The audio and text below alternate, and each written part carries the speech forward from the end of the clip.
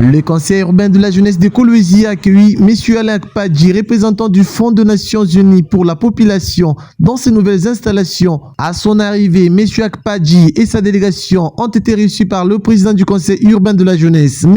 John Nawej. S'en est suivi une visite guidée de différents bureaux désormais équipés et fonctionnels. Le représentant de l'UNFPA a exprimé sa satisfaction quant à la qualité des infrastructures et au dynamisme de l'équipe locale. À l'issue de la visite, une réunion d'échange s'est tenue avec plusieurs jeunes mobilisés pour l'occasion.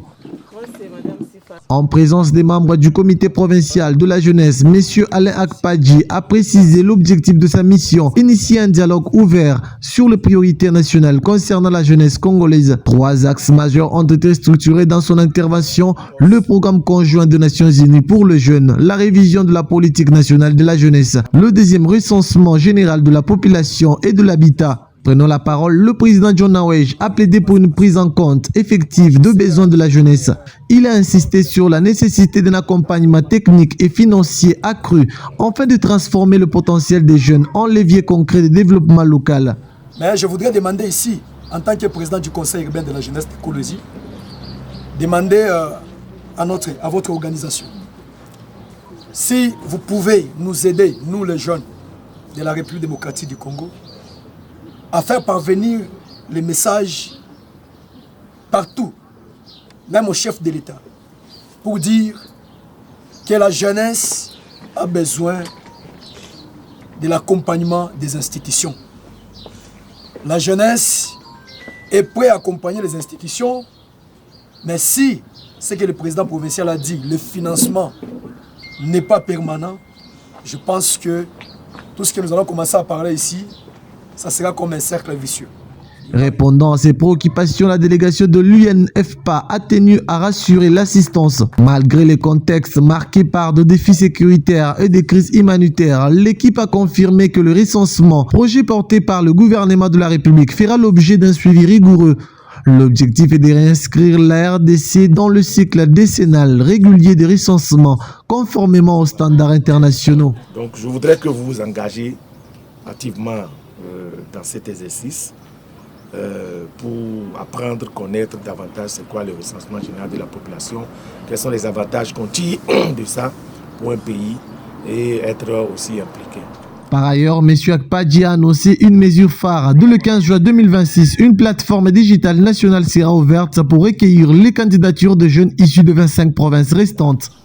On espère à partir du 15 juin. Vous êtes jeune, donc vous devez suivre l'information. Vous devez commencer déjà par lire et saisir cette opportunité pour... je crois que le deuxième cluster, on parle autour de 6000 agents cartographes comme ça, qu'on veut recruter pour toutes les provinces. Parce que je pense que c'est autour de 12 provinces. D'accord? Donc, vous devez déjà commencer par vous préparer.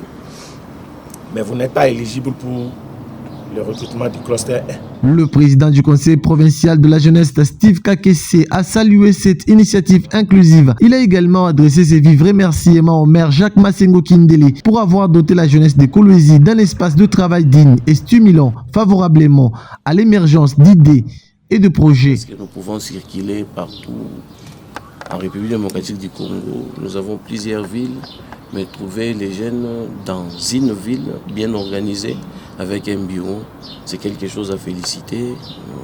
Nous jetons les fleurs au maire de la ville. Il faut toujours continuer à accompagner cette jeunesse.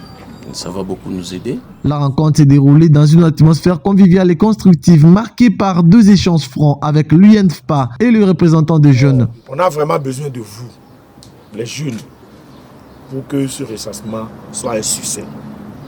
Vous devez vous engager.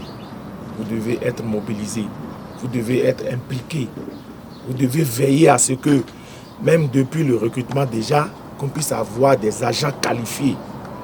Parce qu'on veut les former sur la collecte des données.